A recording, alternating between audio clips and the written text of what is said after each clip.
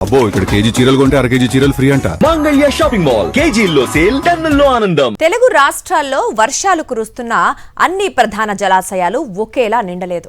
ఎగువన ఉన్న శ్రీశైలం జలకలను సంతరించుకోగా దిగువన ఉన్న నాగార్జున సాగర్ మాత్రం ఇంకా సగం కూడా నిండలేదు. ఒకవైపు శ్రీశైలం నుంచి భారీగా నీటి విడుదల కొనసాగుతుండగా మరోవైపు సాగర్లో ఆశించిన స్థాయిలో నిల్వలు లేకపోవడం ఖరీఫ్ సాగుపై చర్చకు దారితీస్తోంది.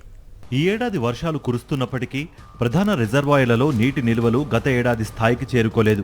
ప్రస్తుతం తెలుగు రాష్ట్రాల్లోని ప్రధాన జలాశయాలు మొత్తం సామర్థ్యం 792.74 టీఎంసీలు కాగా అందులో 481.26 టీఎంసీల నీరు మాత్రమే ఉంది. అంటే మొత్తం నీటి నిల్వలు 60.71%.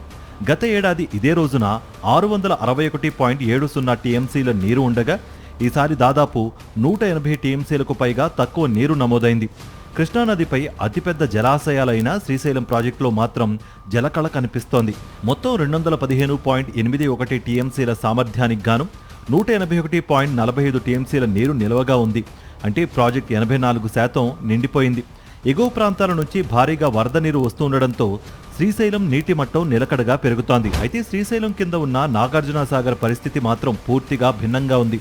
మొత్తం 312.05 టీఎంసీల సామర్థ్యానికి గాను ప్రస్తుతం 148.18 టీఎంసీల నీరు మాత్రమే ఉంది.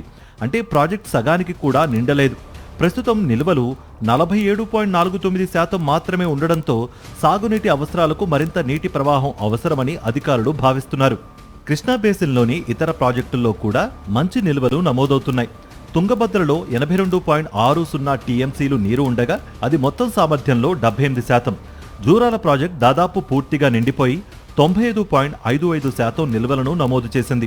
పులిచింతలలో కూడా 62.84% నీరు ఉంది. గోదావరి బేసిన్లో కూడా పలు ప్రాజెక్టులో ఆశాజనక పరిస్థితి కనిపిస్తోంది. శ్రీరామ్ సాగర్లో 43.09 టీఎంసీలు, శ్రీపాద ఎల్లంపల్లిలో 14.74 టీఎంసీలు, మిడ్మానేరులో 22.20 టీఎంసీలు నీరు నిల్వ ఉంది. అయితే లోయర్ మానేరులో మాత్రం 32% మాత్రమే నిల్వలు ఉన్నాయి. తెలంగాణకు తాగునీటి ప్రధాన ఆధారమైన సింగూరు పరిస్థితి మాత్రం ఆందోళన కలిగిస్తోంది.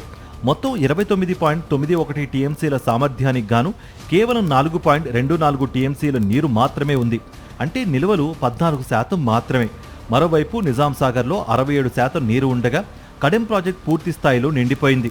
మొత్తంగా చూస్తే శ్రీశైలం, జూరాల, కడెం వంటి ప్రాజెక్టులు జలకళను సంతరించుకున్నప్పటికీ నాగార్జున సాగర్, సింగూరు, లోయర్ మానేరు వంటి ప్రాజెక్టులో ఇంకా ఆశించిన స్థాయిలో నీటి నిల్వలు లేవు. రానున్న రోజుల్లో ఎగువ ప్రాంతాల్లో కురిసే వర్షాలు, కృష్ణా, గోదావరి నదులకు వచ్చే వరదలపైనే ఈ జలాశయాల భవిష్యత్తు నిల్వలు ఆధారపడి ఉన్నాయి. మరిన్ని అప్డేట్స్ కోసం ఛానల్ను సబ్స్క్రైబ్ చేయండి. నోటిఫికేషన్స్ కోసం బెల్ ఐకాన్ పై క్లిక్ చేయండి.